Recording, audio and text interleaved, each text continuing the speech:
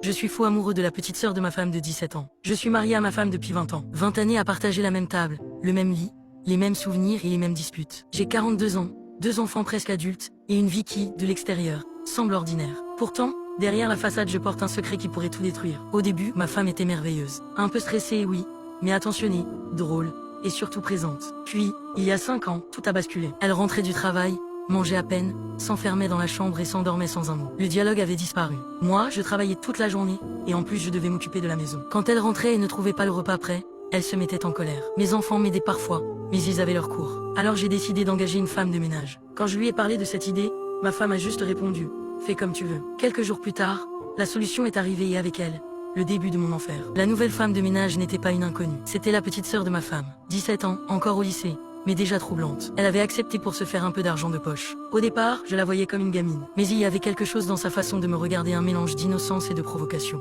Et plus les jours passaient, plus je me surprenais à attendre son arrivée. Elle me parlait de ses cours, de ses rêves et parfois, ses mains effleuraient la mienne, par accident. Un soir, alors qu'elle pliait du linge, elle m'a regardé droit dans les yeux et m'a dit d'une voix basse « Tu sais, toi au moins tu écoutes pas comme ma sœur ». Ces mots m'ont transpercé. J'avais l'impression d'être compris, enfin. Et c'est là que tout a commencé à se mélanger dans ma tête.